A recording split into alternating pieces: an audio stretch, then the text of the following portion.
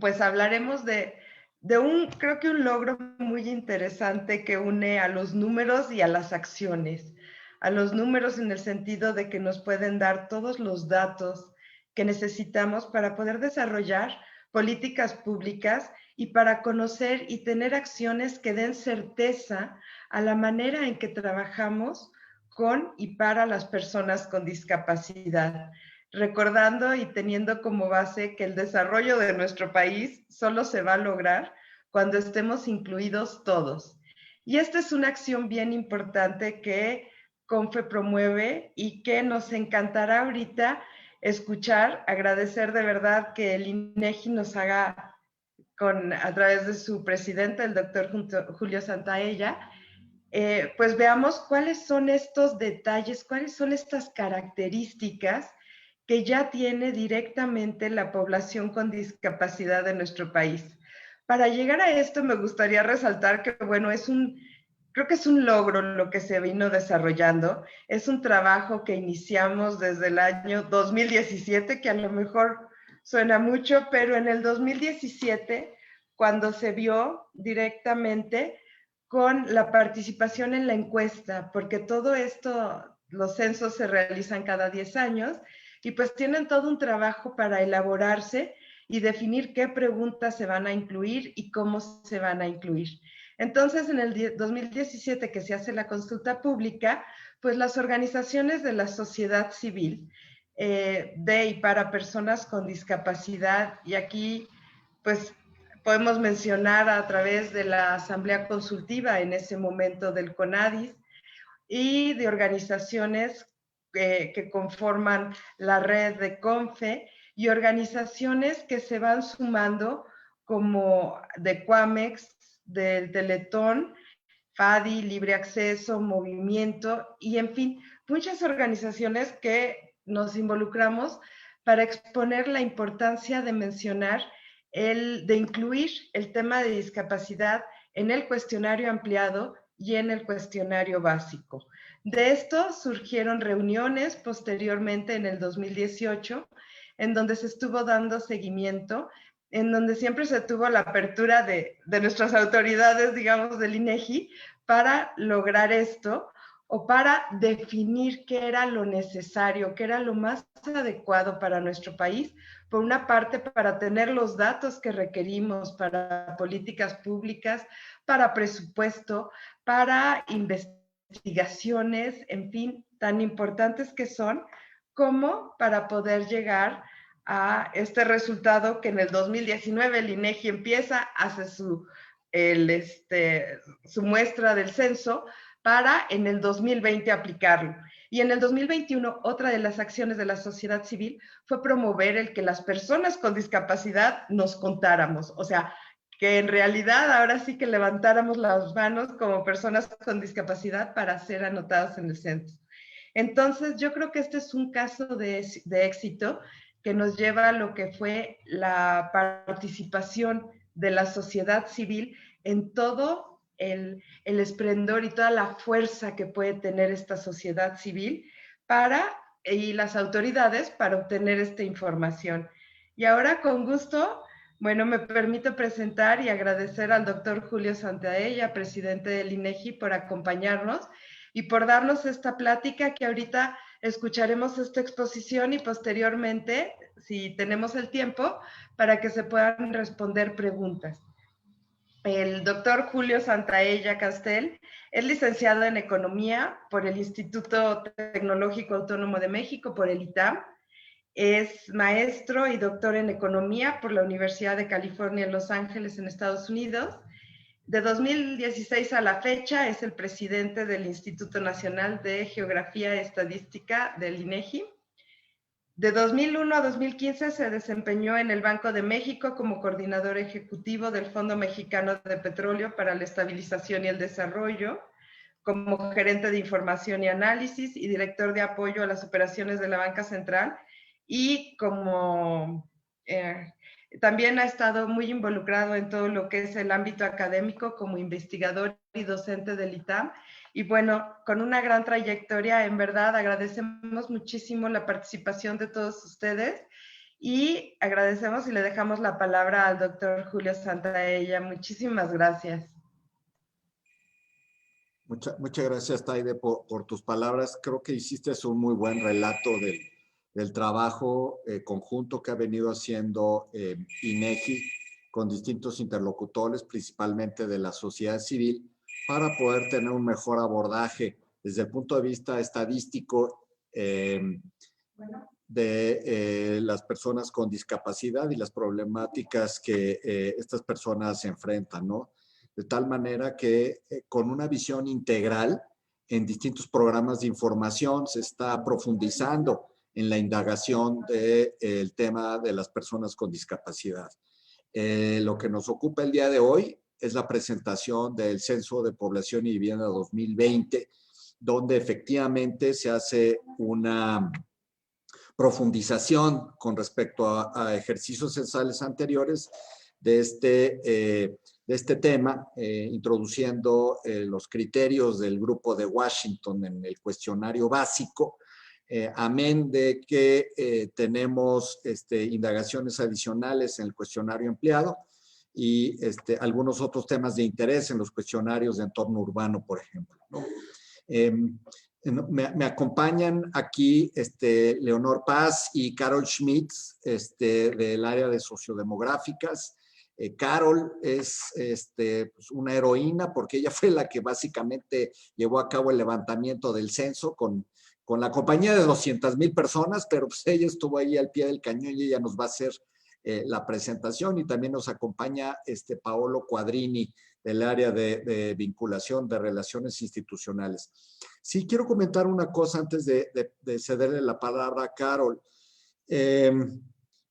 La situación y el abordaje estadístico de las personas con discapacidad no se limita exclusivamente a un solo programa de información, como es el censo de población y vivienda o alguna encuesta especializada, sino tiene que ser un tratamiento integral a través de distintos programas de información. Y uno que está pendiente que lo consolidemos se refiere al registro administrativo, que normativamente hemos sido llamados junto con la Secretaría de Salud a poder construir este registro y tener una visión más completa de lo que sucede con las personas con discapacidad, ¿no? Entonces sí tenemos todavía muchos pendientes por trabajar en esto, y si les parece bien, yo le cedería la palabra a Carol Schmitz, quien nos hará la presentación de los resultados censales. Muchas gracias. Gracias, doctor. Muy buen día a todas y a todos. Espero que se encuentren todos muy bien. Entonces, ya el doctor y Taide hacían una introducción un poco de lo que fue el proceso del Censo de Población y Vivienda 2020. Entonces, el día de hoy vamos a ver algunos resultados muy generales de este censo, que bueno, ustedes saben que se levantó no con pocas dificultades, pero es un logro para nuestro país poder contar con esta información. Muchos otros países han tenido que posponer o incluso cancelar sus censos, y afortunadamente en México sí logramos concluir el censo de manera satisfactoria. Entonces veremos algunos resultados muy generales del censo y nos enfocaremos al tema de discapacidad. El objetivo del censo es producir información sobre la dimensión, estructura y distribución espacial de la población. Esa es, digamos, la esencia de un censo, contar a la población, y adicionalmente captamos algunas características principales, tanto socioeconómicas como culturales. Dado que es un censo de población y vivienda, también obtenemos la cuenta de las viviendas y algunas de sus características, lo que nos permite justamente conocer las condiciones en las que vive la población. Los resultados del censo 2020 nos muestran la continuación en tendencias demográficas, económicas y sociales. ¿Cuáles fueron las características metodológicas?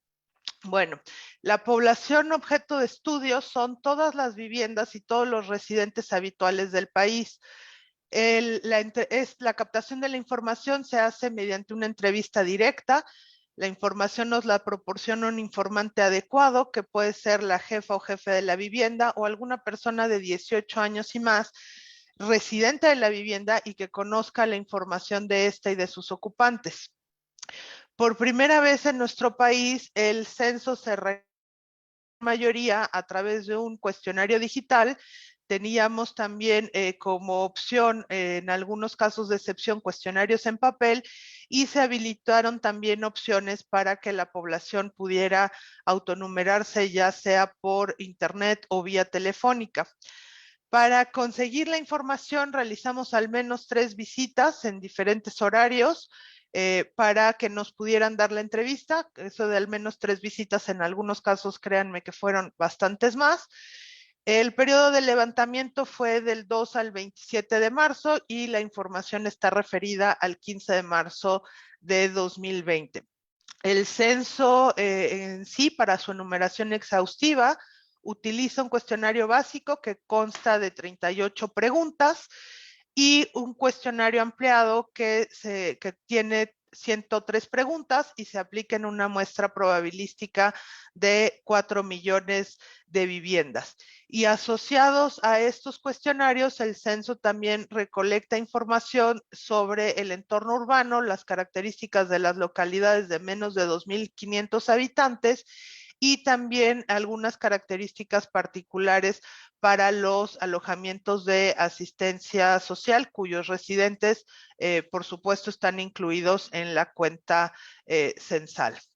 Los resultados, pues el resultado fundamental del censo es que en el país hay 126.014.024 habitantes. Sigue un crecimiento de la población. Sin embargo, pues este se va ralentizando de alguna manera.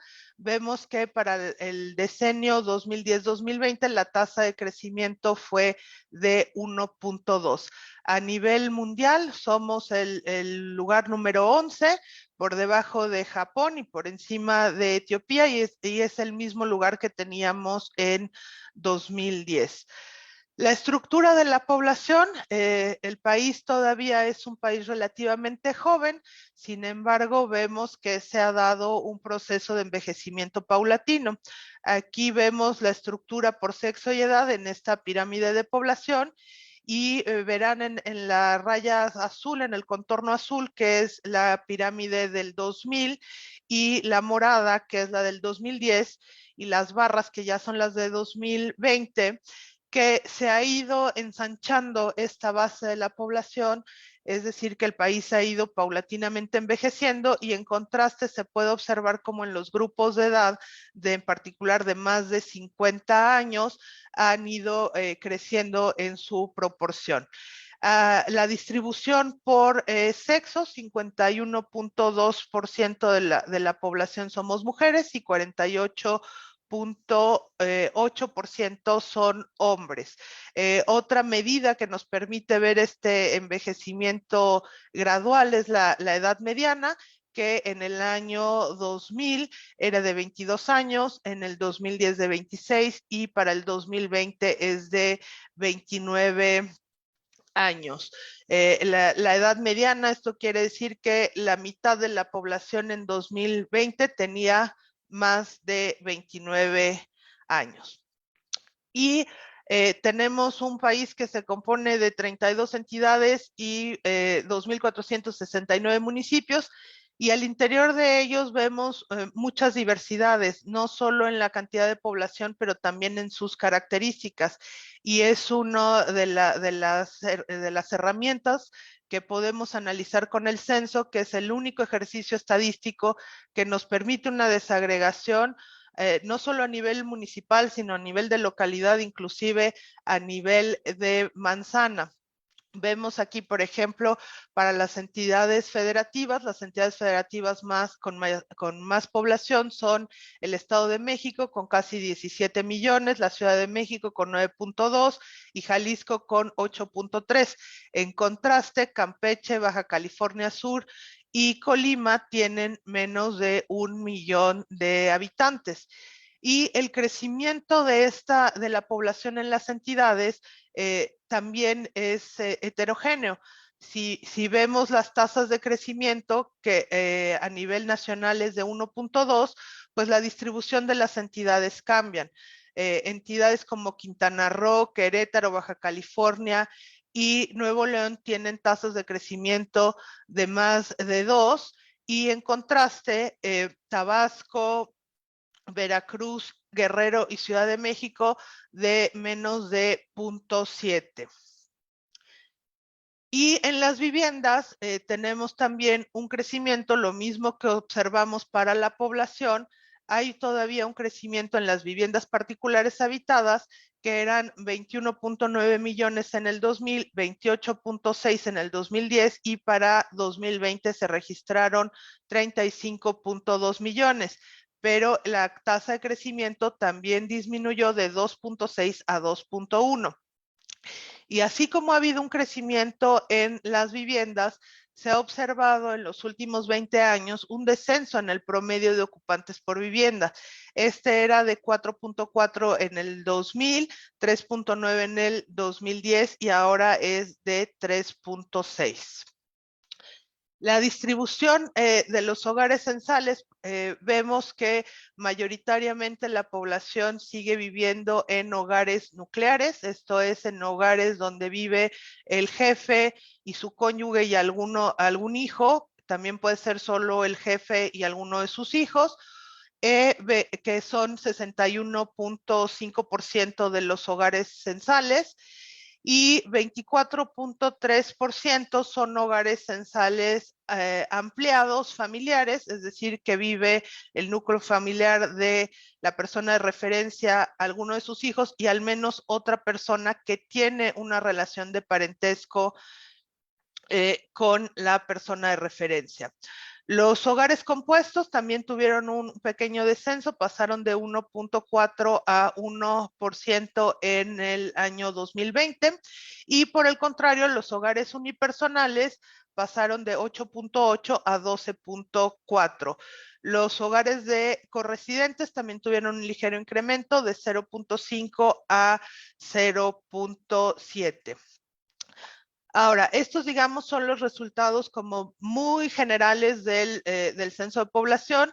Evidentemente hay muchísima más información que se puede desagregar a distintos niveles y cruzar diferentes temáticas.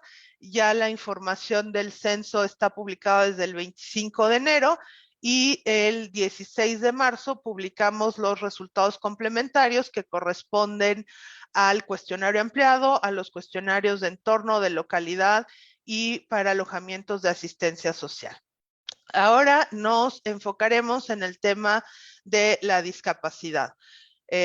Ya Taide lo decía, que esto es un proceso largo. Entre los periodos intercensales empieza el trabajo para definir las temáticas que se captarán, y pues bueno, también es un buen momento para agradecerles su acompañamiento en todo este proceso, desde la definición de los cuestionarios a la participación de las personas en el censo. Y bueno, vendrá ahora la etapa muy importante en la que estoy segura que también participarán y que es finalmente el objetivo final de un censo, que la información se utilice y sea útil en particular para la implementación, diseño y evaluación de políticas públicas, y en este caso enfocadas a las personas con discapacidad.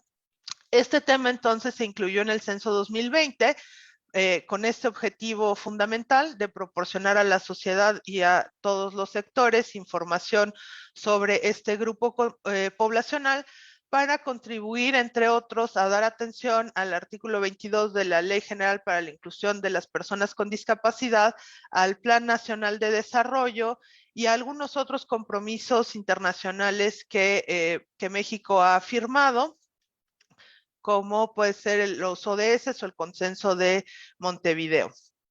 Esta es la pregunta que se incluyó en el censo. en la que se toma como base la metodología del Grupo de Washington, que considera indagar sobre 6 dominios de funcionamiento: caminar, ver, oír, cognitivo, de autocuidado y de comunicación. Con esta metodología, a diferencia de lo que se captó, por ejemplo, en el 2010, que era dicotómico si la persona tenía alguna limitación, sí o no, con la metodología del Grupo de Washington se puede identificar el grado de dificultad que tienen las personas para realizar estas actividades de la vida cotidiana.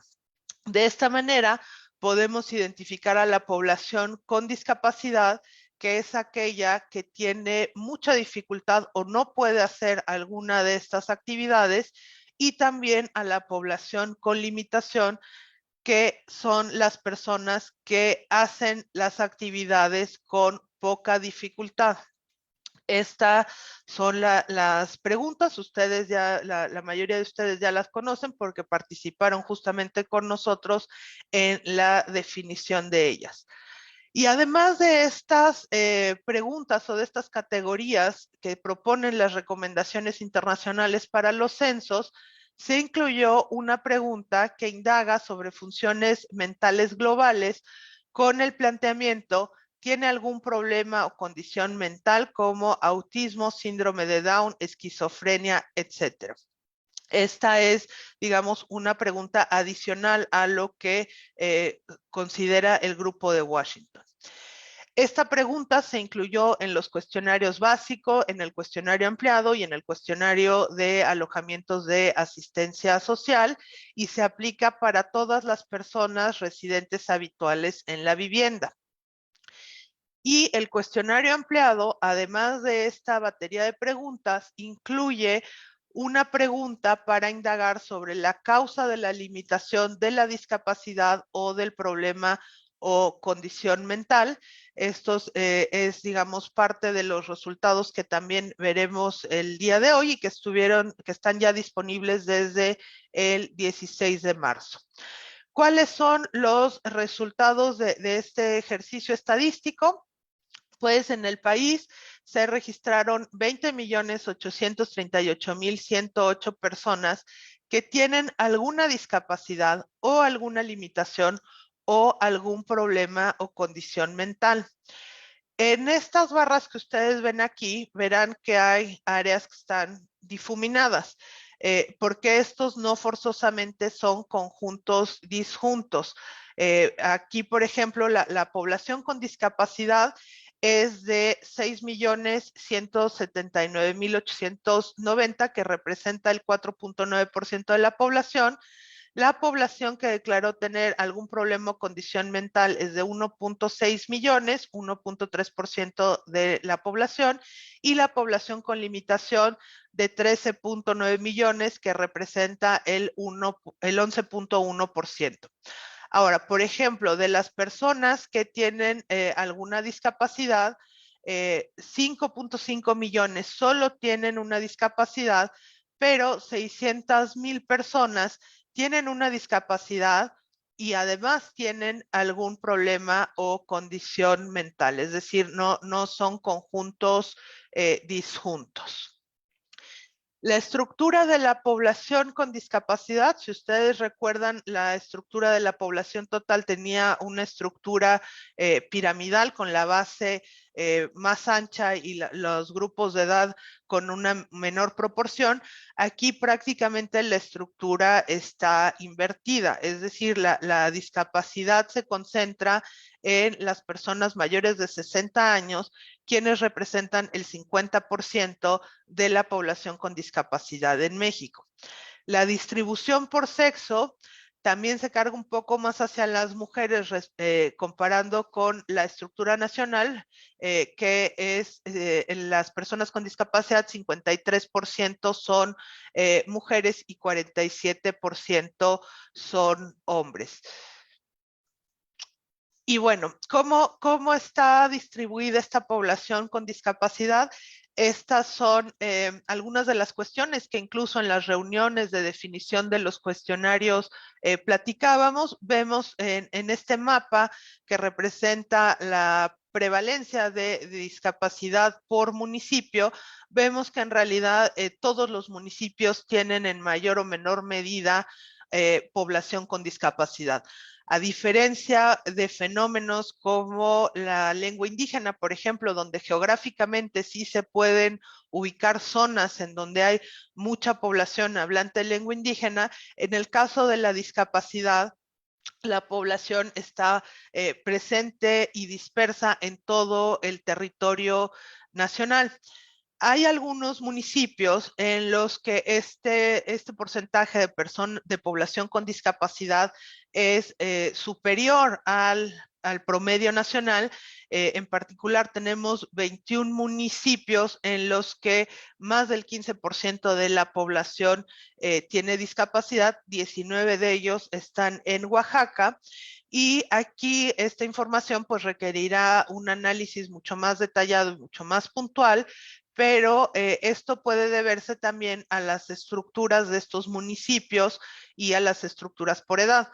Por ejemplo, ese municipio de Santiago Nejapilla en Oaxaca, que tiene 31.6% de población con discapacidad, es un municipio que tiene 174 personas y una edad mediana de 47 años. Entonces, al ser poblaciones tan pequeñas y si tienen una estructura de edad más envejecida, esto puede hacer que el porcentaje de personas con discapacidad suba de esta manera, porque en poblaciones tan chiquitas 2 personas más pueden mover los porcentajes.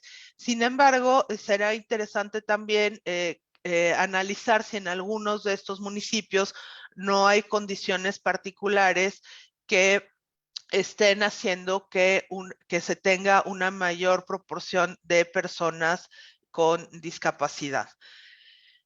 La distribución de la población con discapacidad según una actividad cotidiana, de estos 6.2 millones de personas con discapacidad, 47.6% tiene mucha dificultad o no puede caminar, subir o bajar. 43.5% ver aún usando lentes. 21.9% tiene mucha dificultad o no puede oír aún usando aparato auditivo. 18.9% tiene discapacidad para bañarse, vestir o comer. 18.6% para recordar o concentrarse y 15.3% para hablar o comunicarse. Es importante también mencionar que esta distribución, si ustedes la suman, no va a sumar 100% porque hay personas que tienen más de una discapacidad. Si vemos algunos ejemplos de la discapacidad en estas actividades cotidianas, aquí tenemos los ejemplos de caminar, subir o bajar y bañarse, vestirse o comer por grupos de edad.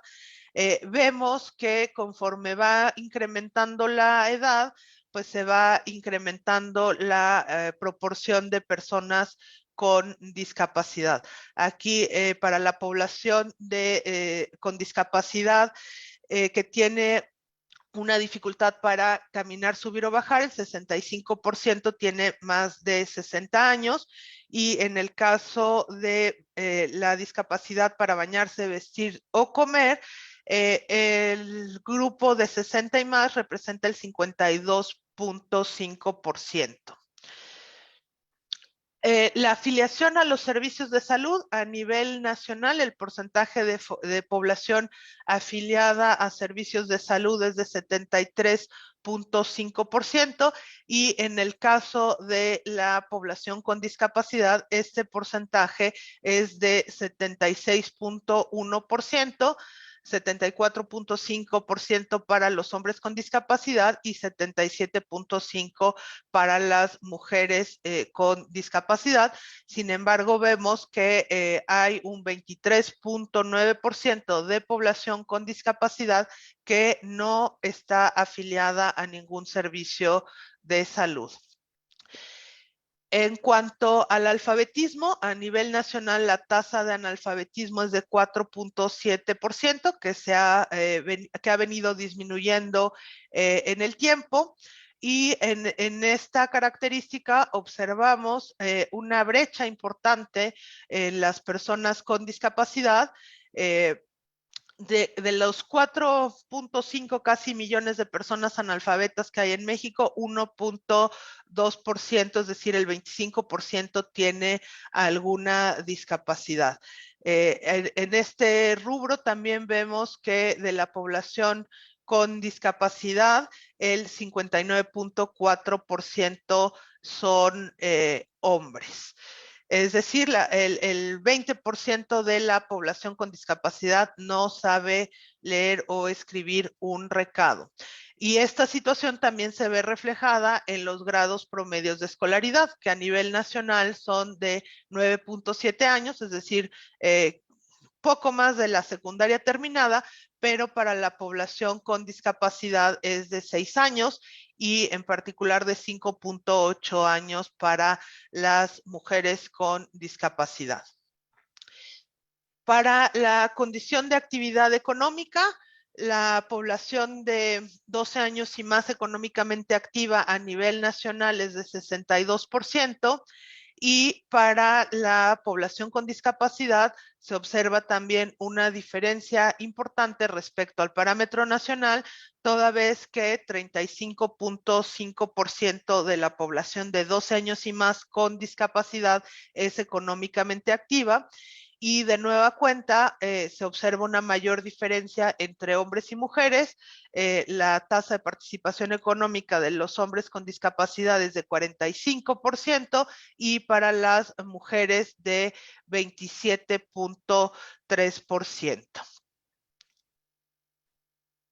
Si analizamos ahora la causa de la discapacidad, que esta ya es una pregunta que viene en el cuestionario ampliado y que se podrá estudiar con una desagregación hasta nivel de municipio, vemos que para estos 6.1 millones de personas con discapacidad, el 15.1% la causa es de nacimiento, el 41.2% la causa es una enfermedad, 12.2% un accidente, 27% por edad avanzada y 10.6% por otra causa.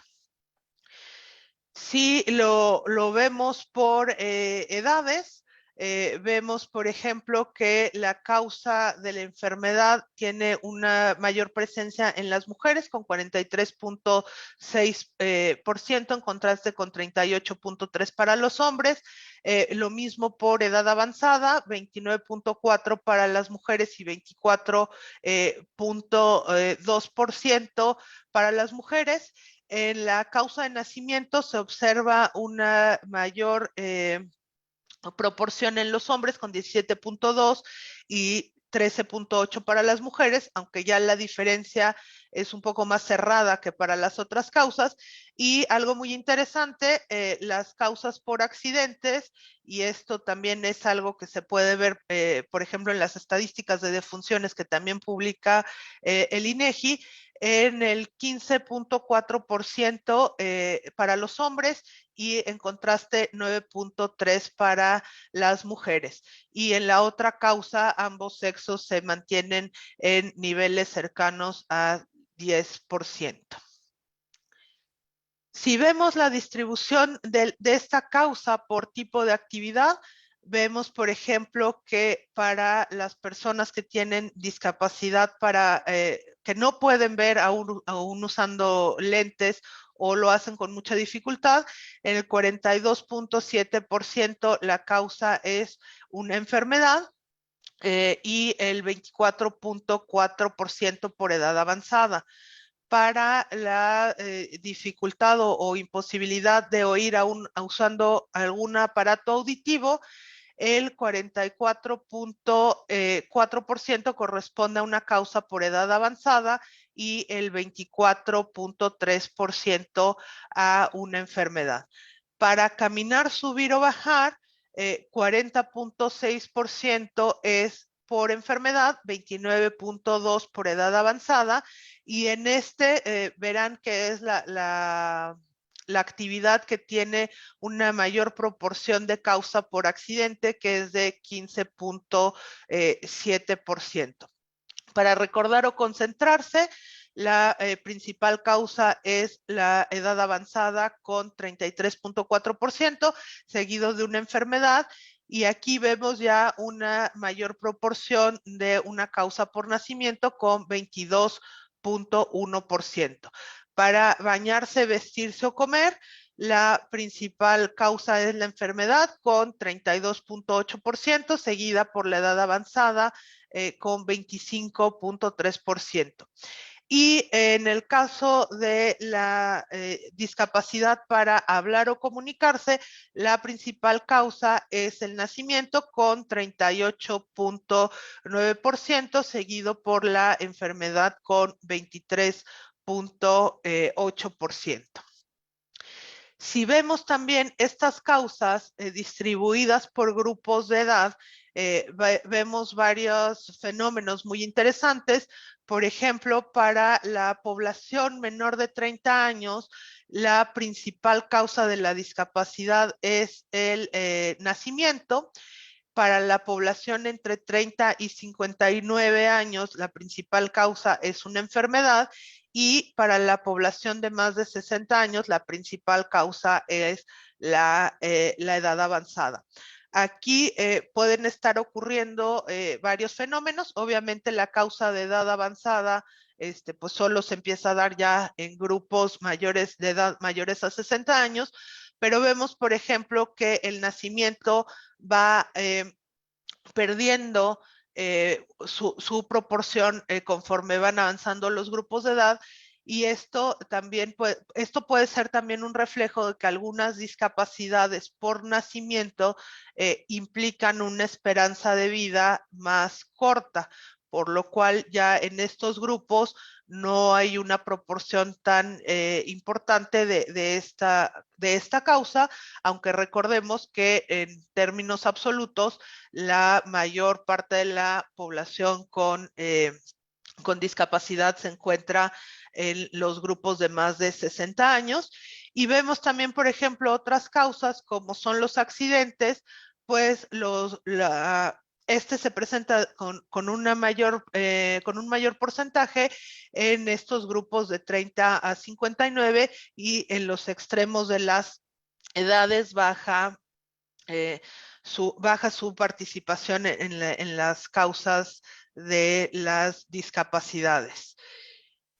Y bueno, estos serían los principales resultados de los cuestionarios, tanto del básico como del ampliado.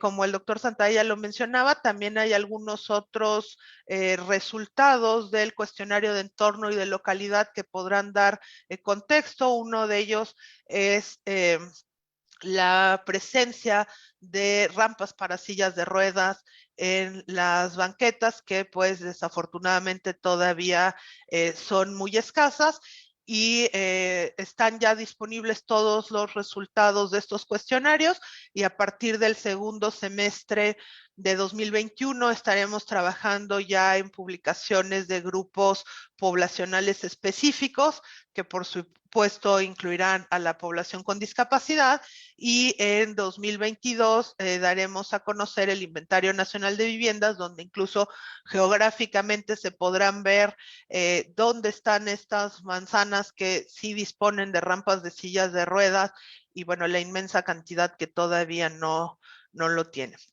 Entonces, eso sería cuanto, doctor. Gracias, Carol. Creo que lo mejor es ahora ceder la palabra a todos los participantes. Taide, si te parece, creo que está programada una sesión de preguntas y respuestas que con mucho gusto atenderemos. Adelante. Sí, gracias, doctor. Gracias, Carol. No sé, nos llegó por correo una pregunta de Carlos, del Lingudis. Entonces, no sé si quisieras hacerla, porfis, Carlos. Sí, muchas gracias. Y bueno, pues muchísimas gracias por el espacio que nos dan el INEGI para compartir esos puntos y es particularmente esta atención para tener diálogo. En eso último que contabas justamente, Carol, sobre los grupos específicos, la pregunta concreta es si consideran que dentro de esta construcción de los productos de información específicos, en este caso en torno a la discapacidad, si consideran tener alguna consulta con organismos de la sociedad civil para aportar algunas ideas sobre la representación, sobre el aprovechamiento de la información. Digamos, el antecedente que es muy completo que tenemos previo, por ejemplo, es el de los datos de discapacidad en México 2014, que se actualizó en 2016 y 2017, que se actualizan algunos datos del inicio del documento, pero ciertamente eran resultados basados en la encuesta nacional de dinámica demográfica, resultados muestrales, pero hoy que tenemos información, como por ejemplo el mapa interesantísimo que nos plantea, que nos muestran sobre la distribución porcentual, por ejemplo, datos, formas de presentar la información como la desagregación de la respuesta de no poder y tener mucha dificultad, que sería muy interesante, ¿no? Por ejemplo, nunca hemos sabido, por ejemplo, dónde está la distribución de las personas que tienen limitaciones totales, ¿no? Que eso, para efectos epidemiológicos, puede ser de sumo interés. Entonces, a eso me refiero, a tener algún punto de vista respecto a las posibilidades de aprovechar la información y que, digamos que el acercamiento y el aprovechamiento de estas informaciones, pues puede estar más cerca de todos los que estamos en torno a sociedad civil y como organismos de gobierno también, para el mejor aprovechamiento directo de esta información, amén de la disponibilidad que siempre hay del aprovechamiento de los microdatos, ¿no? Entonces, nada más, esa es mi pregunta. Muchas gracias, Carlos. Sí, por supuesto que sí, justo la idea de estas publicaciones ya sobre grupos sociales específicos que incluirá a la población con discapacidad, incluye el acercamiento con instituciones y con organizaciones para que la información pues sea lo más nutrida posible. Esto lo hemos hecho, tú ya lo comentas con la ENADIT, pero en el caso del censo también lo hemos hecho para publicaciones sobre población afro, sobre niños, que se hizo también un trabajo en el INEGI con UNICEF, y justo es la idea, y por eso también hemos dicho que es a partir del segundo semestre de 2021, porque ya es información que requiere una construcción y un análisis un poco más detallado y justamente también la participación de otras instituciones y de otros organismos. Ahora, ya también algo más que podemos hacer en el Inter es que finalmente la información ya está disponible. No sé si les parece bien, incluso podríamos organizar en algún momento, si así lo consideran, algún taller para mostrarles qué productos están, cómo se utilizan, cómo se interpretan, y enfocarlo a la población con discapacidad, y que a lo mejor también pueda ser como un inicio de este diálogo para la construcción de alguna publicación en particular sobre la población con discapacidad, porque, bueno, ya está el censo, pero ahora pues nuestro objetivo final es que se utilice la información, pues si no, de nada habría servido, ¿no? Entonces, sí, con mucho gusto. Por ejemplo, para los mapas tenemos ya disponible el CINCE, donde pueden ver la población con discapacidad hasta nivel de manzana urbana. Entonces ahí ya pueden ver, pero lo hemos hablado también desde que estábamos construyendo el cuestionario, la focalización geográfica, o sea, será muy interesante, como dices, desagregar esta parte de las personas que sí tienen una imposibilidad completa para hacer las actividades, pero es bastante probable que nos dé la misma dispersión. Y eso, por ejemplo, será una grandísima ventaja que tendrá el registro de población con discapacidad, que sí puedes específicamente focalizar a las personas, porque además ahí también nosotros en el censo también tenemos el tema de la confidencialidad, o sea, no podemos decir en esta manzana hay una persona con discapacidad, porque estaríamos pues violentando los principios que nos rigen, pero el registro sí permitirá justo focalizarlos y además tener información mucho más específica, por ejemplo, sobre padecimientos que puedan tener las personas. Aquí, si ustedes ven, nosotros tenemos una pregunta que indaga sobre si la población tiene algún problema o condición mental. Y trae ejemplos, pero recordarán también en estas pláticas en la construcción, pues se requeriría también tener la cuenta de exactamente cuántas personas tienen autismo, cuántas tienen síndrome de Down, y esto en definitiva será el registro que podrá proporcionarlo y darle este enfoque mucho más detallado y preciso. A mí me gustaría añadir nada más a lo que dijo Carol en respuesta a Carlos, es que nuestro interés es que se haga la máxima explotación de la información censal. Entonces, hay distintos vehículos para obtener eso.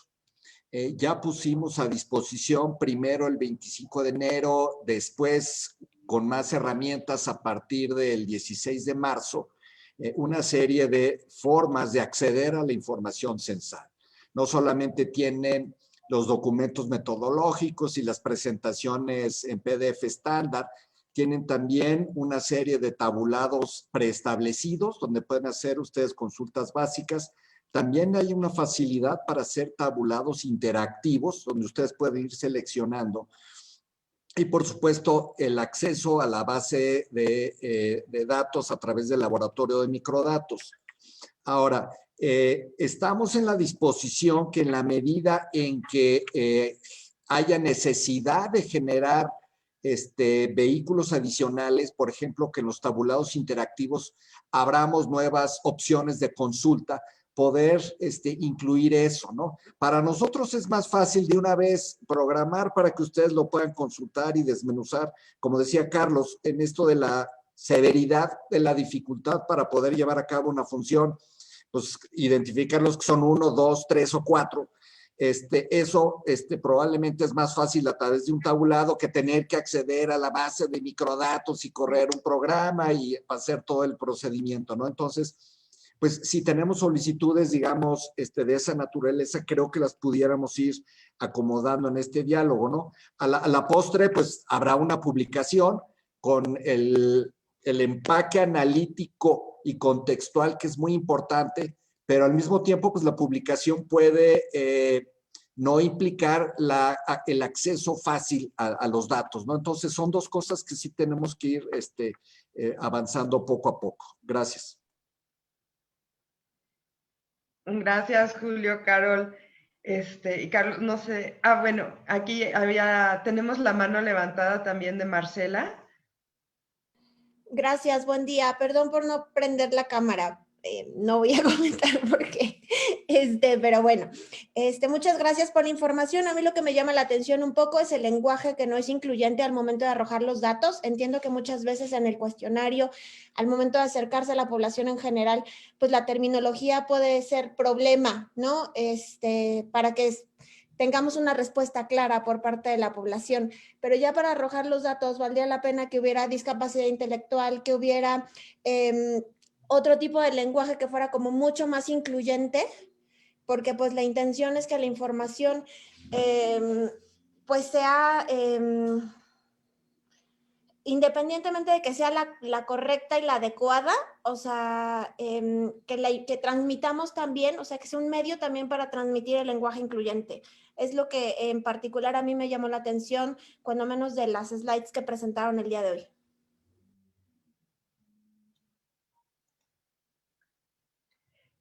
Gracias, Marcela.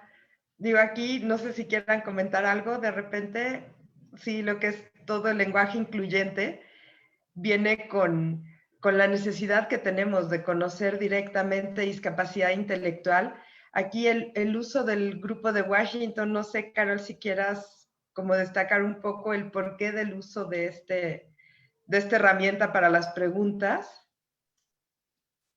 Gracias, Taide. Sí, estas preguntas del grupo de Washington, como les mencionaba, nos permite ver también los grados de dificultad que tienen las personas. En realidad, nosotros lo que captamos directamente con la población es eso, qué tanta dificultad tienen para hacer estas actividades cotidianas. Después de eso ya viene la conceptualización de traducir eso y poder identificar a la población con discapacidad, que son aquellos que tienen mucha dificultad para hacer estas actividades o no pueden hacerlo, y la población con limitación, que son las personas que tienen poca dificultad para realizar alguna de estas actividades.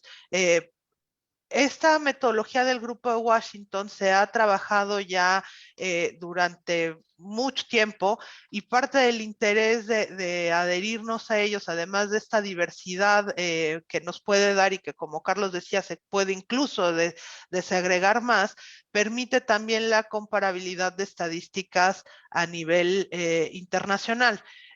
También nosotros tenemos que tener cuidado, y es parte también del trabajo que ha hecho este grupo en los fraseos de las preguntas, porque algunas redacciones pudieran incomodar o generar una no respuesta. No es lo mismo preguntarle a una persona si tiene dificultad para caminar, subir o bajar, que preguntarle a una persona si tiene discapacidad.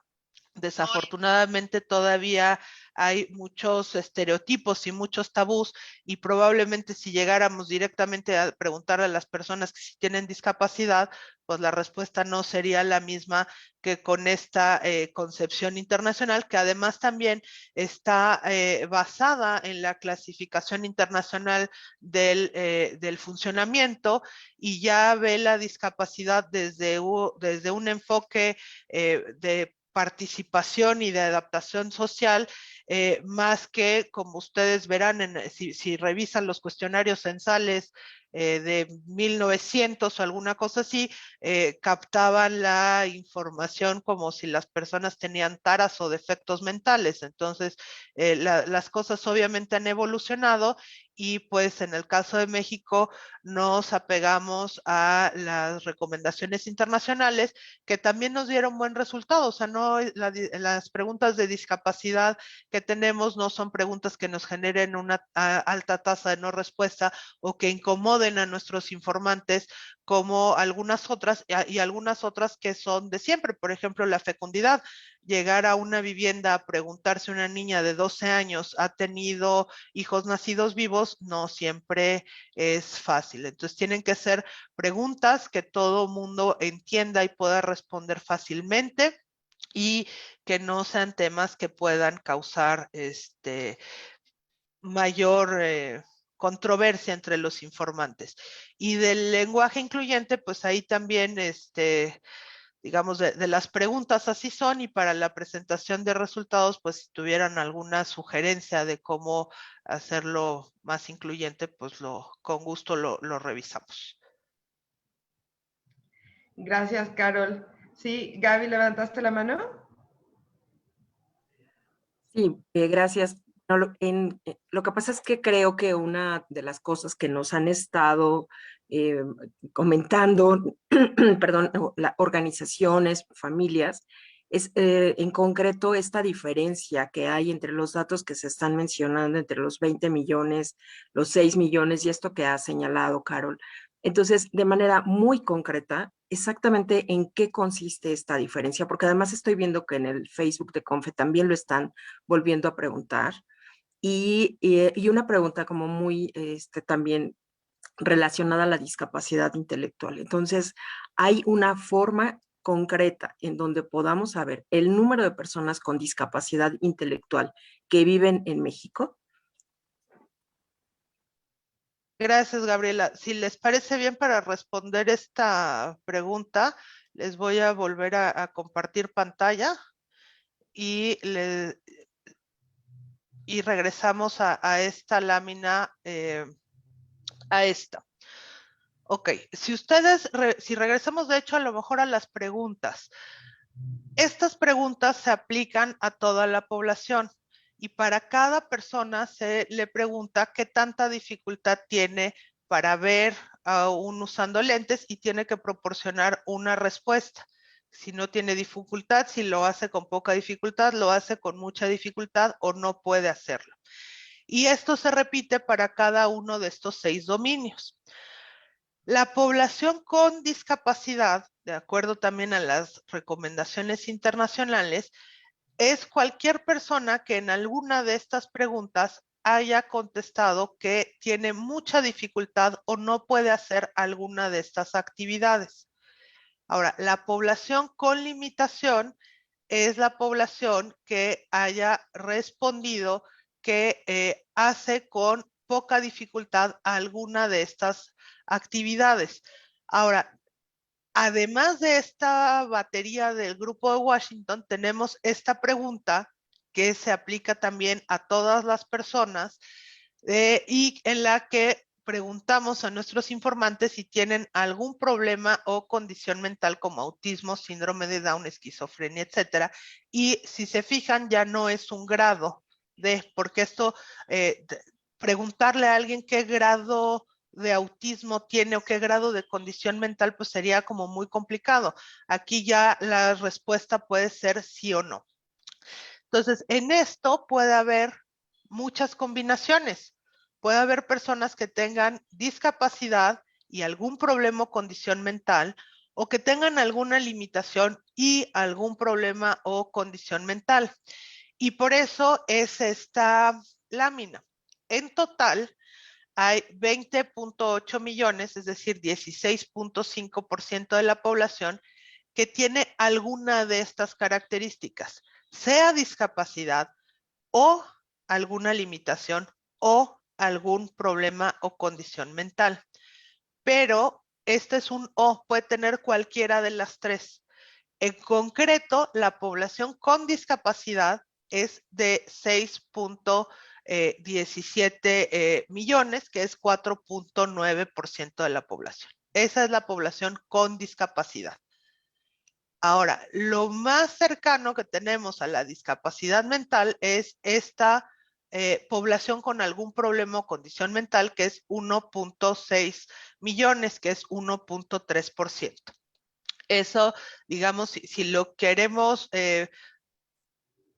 enfocar a los grupos como más representativos o que más atención requieren, serían estos dos.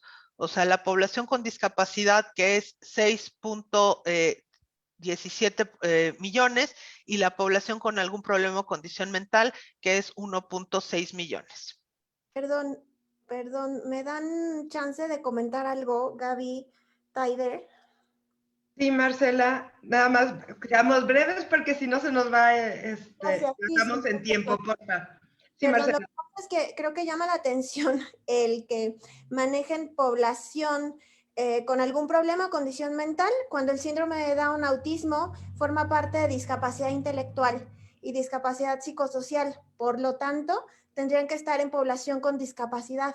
Ahora entiendo el argumento que comentan de hacer accesible para toda la población en general, que es lo que comenté al inicio, el que podamos decir, tiene algún problema mental, porque desafortunadamente sigue siendo el lenguaje que se ocupa en la población en general. A lo que yo me refería es que al momento en el que ustedes interpretan esos datos, que sea un lenguaje incluyente y donde podamos justamente hacer lo que Gaby acaba de mencionar ahorita, interpretar la población con autismo, interpretar la población con síndrome de Down, o sea, con las discapacidades en específico, porque está muy curiosa esta tabla justamente que acabas de mencionar, a la cual le tomé foto, por cierto, porque están haciendo una separación de población con discapacidad cuando del otro lado las que tienen en medio también es población con discapacidad.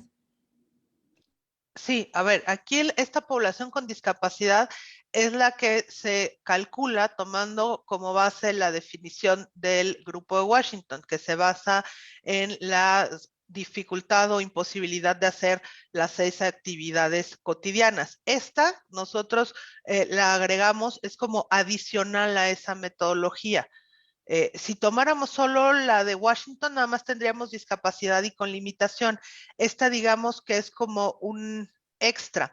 Y lo que tú mencionas de la población con discapacidad y, por ejemplo, síndrome de Down, pues muy probablemente están aquí, que tienen alguna condición mental, que además tienen alguna discapacidad.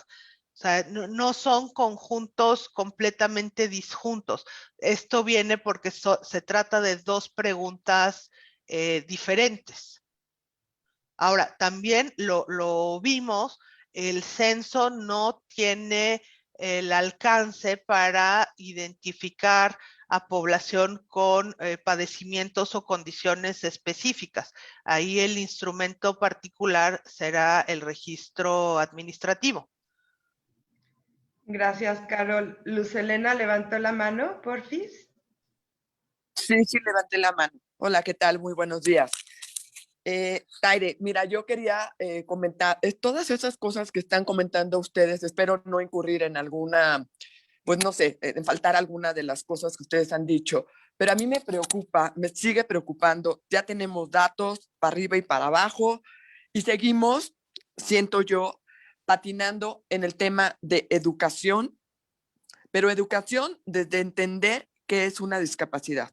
Hay gente que no sabe ni siquiera qué es una discapacidad ni cuántos tipos de discapacidad hay, en primer lugar. Segundo, educar a los chavos que tienen alguna discapacidad, que por ignorancia los padres los tienen en casa y no les dan esa oportunidad.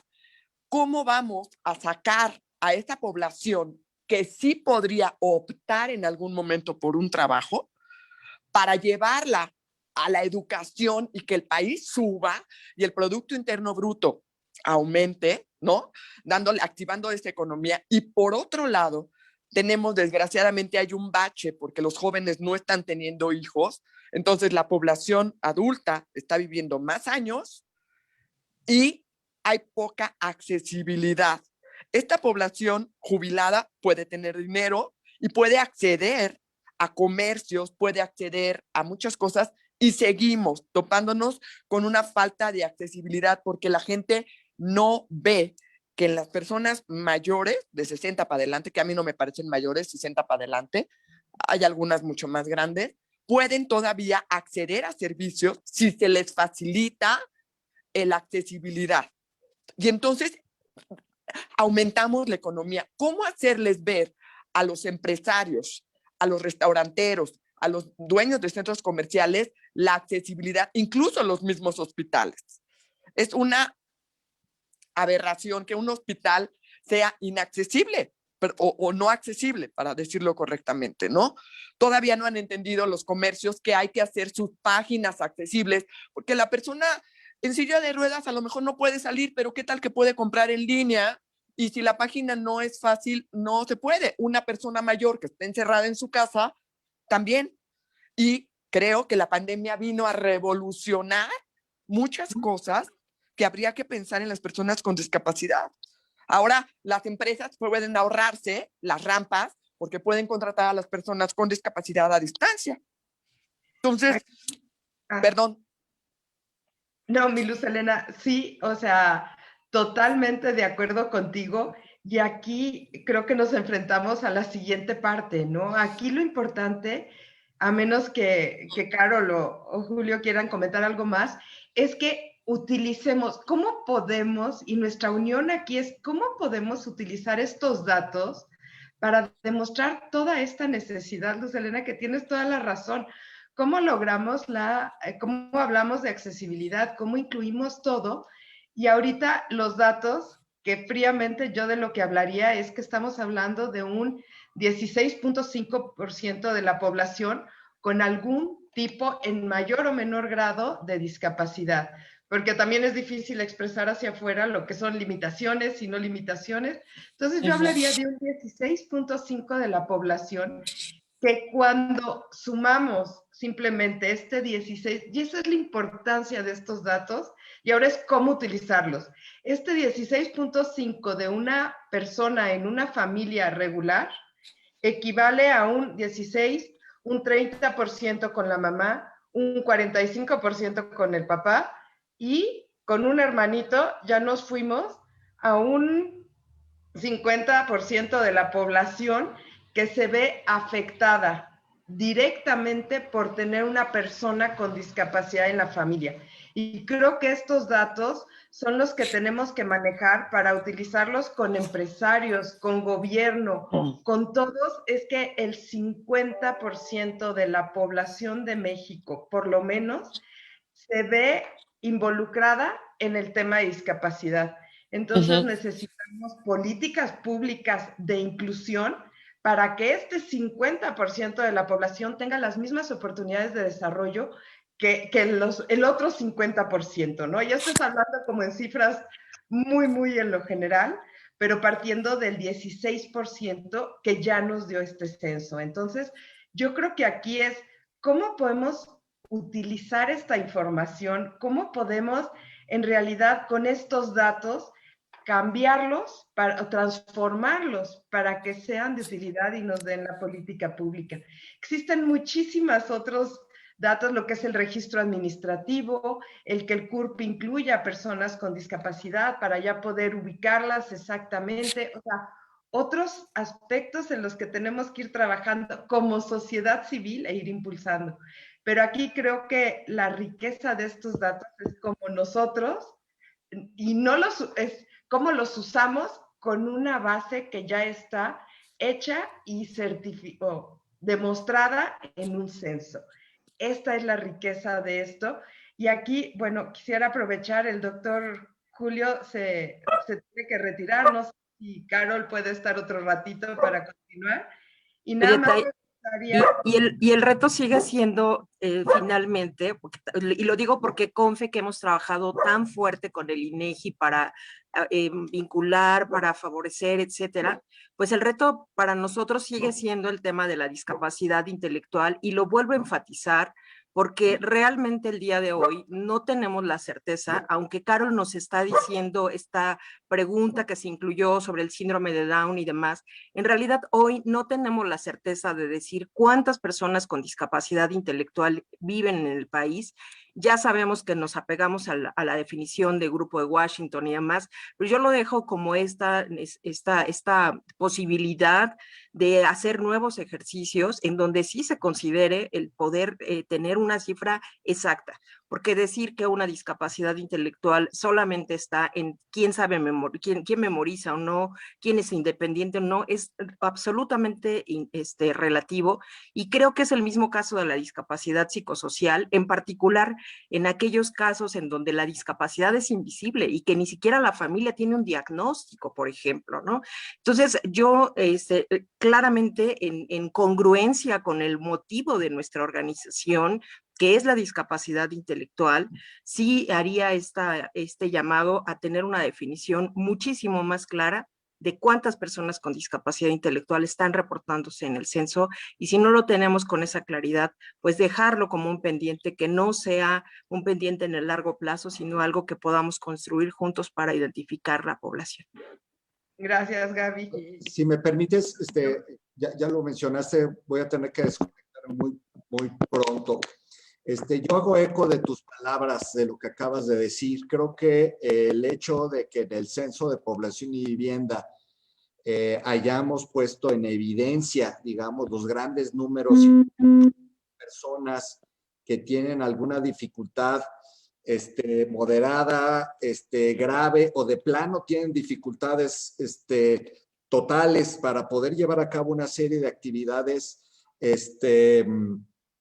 cotidianas, pues ya es un gran avance. No quiere decir que hayamos cerrado totalmente toda la brecha de conocimiento y estadística que existe sobre la materia. Tenemos que recordar también las limitaciones metodológicas y operativas que tiene un censo de población.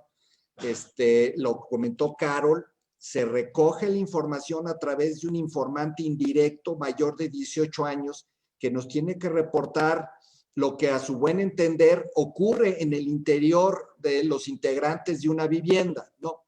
Entonces, es por eso que se manejan conceptos que están orientados precisamente para que sean fácilmente identificables a través de una entrevista cara a cara entre un informante indirecto y un entrevistador, ¿no? Como tú lo mencionas muy bien, Taide, esto tiene que venir aparejado con una insistencia para empujar el registro administrativo, donde muchos de estos elementos y temas de preocupación específicos para algunos de ustedes, pues se puedan abordar con mayor precisión, donde podamos tener complementos a través de un enfoque clínico más detallado, otra serie de elementos que puedan profundizar y dar cuenta de lo que está ocurriendo, ¿no? Creo que a partir de la información censal, pues ya tenemos una plataforma muy clara y muy rica para poder empujar un escalón más este tema de la atención a las personas con discapacidad, ¿no? Entonces, me llevo la tarea con esto, sí, reconociendo que hay cosas que no se van a poder resolver en un censo de población, pero necesitamos trabajar en otras dimensiones para poder avanzar en esta parte. Yo con esto me voy a despedir. Se quedan aquí con ustedes Carol y Leonor. Leonor también anda por allí. Les agradezco a todos ustedes y a todas también su atención y su interés y pues, la colaboración que hemos tenido para la integración en el cuestionario esta temática más profunda y ahora pues ver que trabajemos en la difusión de los resultados tan ricos que ya tenemos. Muchísimas gracias. Yo me despido. Hasta luego. Gracias, doctor.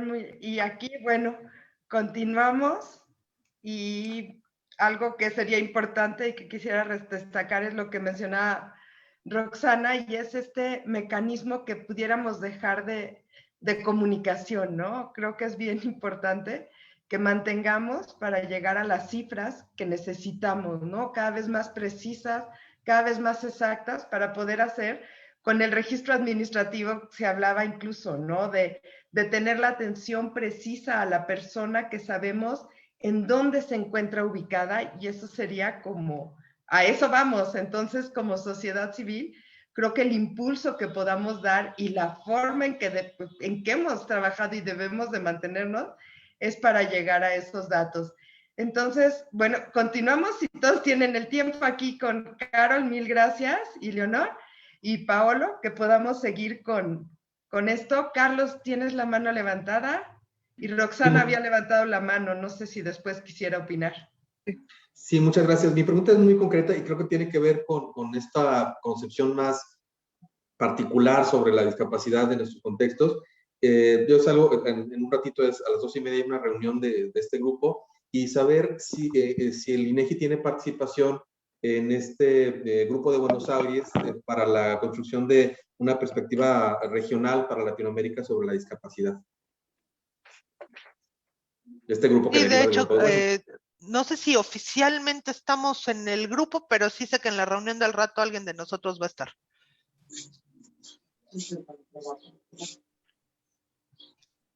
Pero no sacar.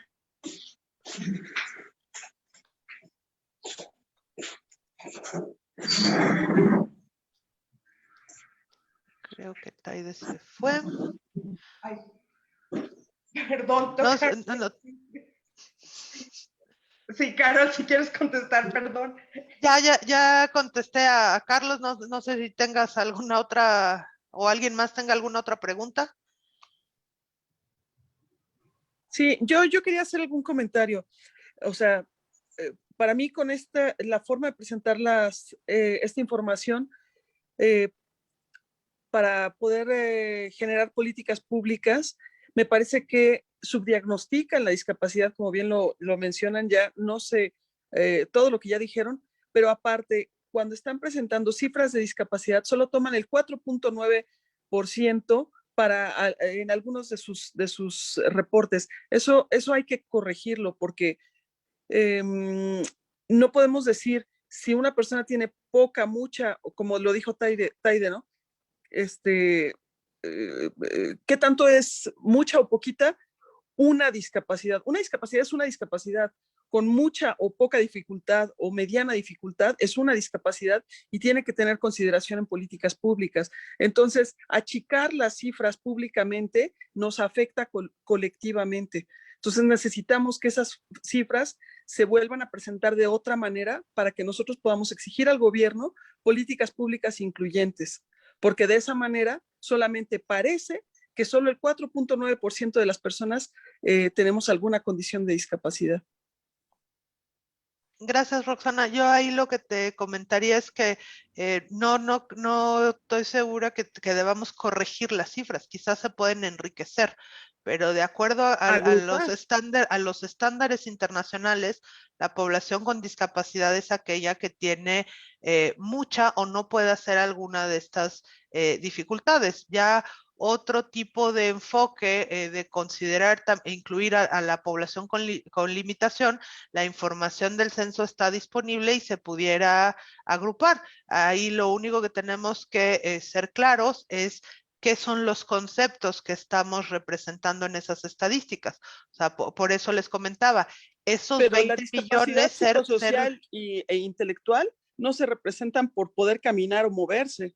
O sea, esas discapacidades invisibles no, por eso, no están en esos 4.9%. Esos deberían de estar sumados por lo menos esos dos bloques juntos. Por eso te decía, o sea, ese es el enfoque de las recomendaciones internacionales y con las que todos los países comparan sus estadísticas. Parte de lo que mencionan es el motivo por el cual se agregó esa pregunta adicional para indagar sobre algún problema o condición mental, que como ya lo hemos referido, no tiene el alcance en un censo como para poder identificar padecimientos específicos o diagnósticos específicos. Ahora, la presentación que hicimos el día de hoy, pues es en una reunión con un tiempo, digamos, limitado. Aquí la gran ventaja que tenemos es que la información ya se captó y si ustedes requieren un tabulado donde se sume a la población con discapacidad y a la población que tiene algún problema o condición mental, esa información se puede generar y podemos desagregarla y podemos hacer diferentes cosas porque justo es la riqueza.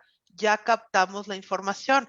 Ahora, la forma de explotarla y de utilizarla es la fase que vamos a estar haciendo de aquí al menos hasta el 2025 que haya algún otro conteo o encuesta intercensal, pero sí tenemos que ser claros con los conceptos que estamos manejando. O sea, y aquí en este mismo foro, pues vemos la dificultad que hay para definir o para conceptualizar la discapacidad y las diferentes aristas que esto puede tener.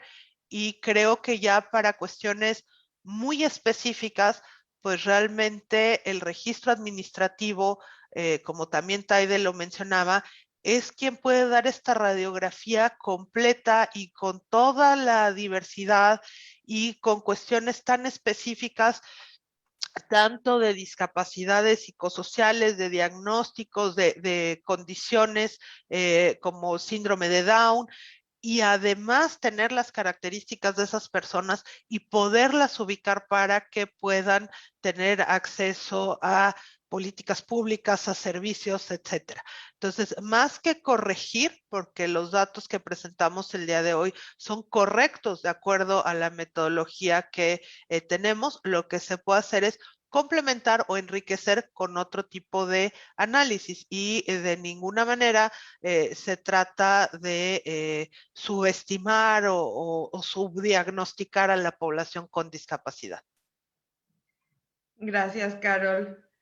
Ok, bueno, aquí no sé si ya no hay otra pregunta. Me gustaría, bueno, comentar de los acuerdos o de lo que mencionaron, que creo que sería bueno para todos y que sería el que siempre estamos dispuestos, digamos que a la colaboración, y lo que se mencionó de un mecanismo de comunicación con la sociedad civil, pues estamos abiertos. Aquí podríamos también compartir con ustedes lo que fue el directorio de las personas que se registraron para que mantengamos todo este enlace y vayamos viendo y solucionando estas inquietudes que tenemos, ¿no? Y ver también cuáles son los mecanismos adecuados para resolverlas y acercarnos a estos otros mecanismos. Entonces yo pondría como este mecanismo de comunicación como uno de los acuerdos, que siempre estamos, bueno, en esta disposición de colaborar para tener los mejores resultados y de este trabajo en conjunto.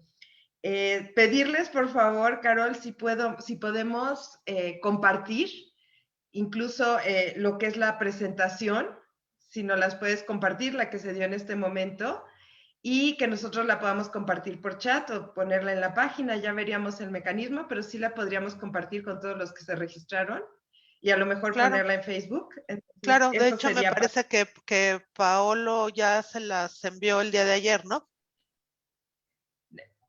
Si no, de eso. cualquier manera, hoy se las hacemos llegar. Sí, se la reenvío ahorita. Ay, Ahorita se la perfecto, reenvío. Paolo, y ya para que la podamos tener Claro. y compartir, o sea, para poderla analizar o lo que se requiera.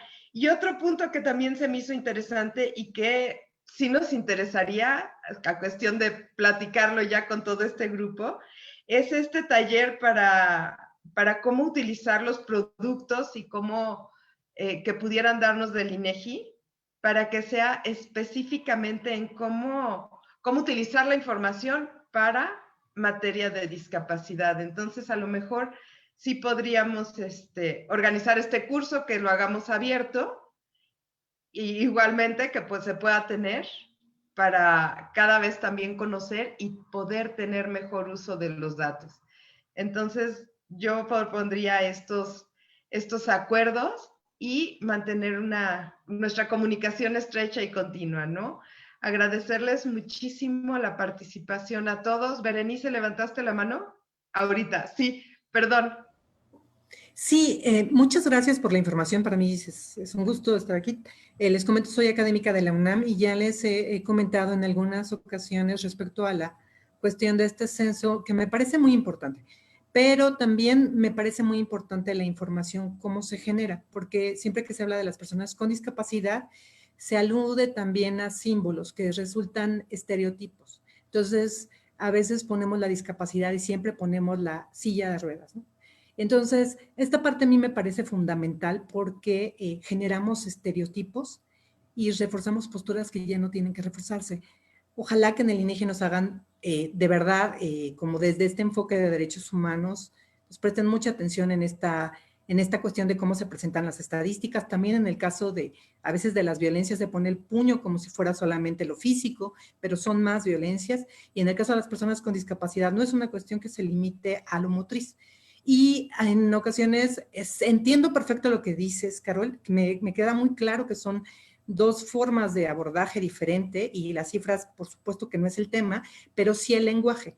En ocasiones se usa limitación y personas con discapacidad y esto es lo que está haciendo este sesgo o está generando de pronto este ruido en cómo oímos las estadísticas. Entonces, pedirles mucho eso. Uno, si vamos a usar el término de limitación, pues usémoslo porque este es el que está generando conflictos. Si vamos a usar personas con discapacidad, que se ocupe, pero que no se ocupen ambos, porque son cosas diferentes.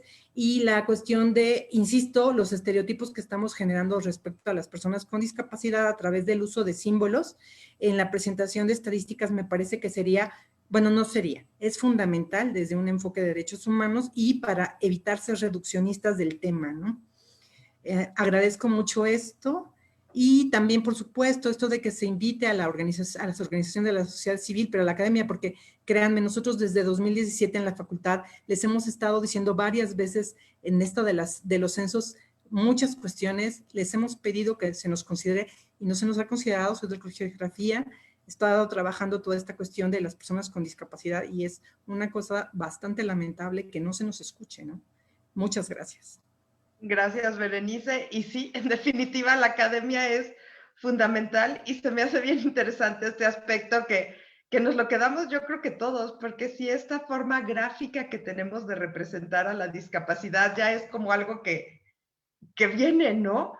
Entonces yo creo que es un punto bien interesante que podemos ir analizando y viéndolo, ¿no? Tanto como INEGI como sociedad, porque lo utilizamos, o sea, es como este lenguaje gráfico.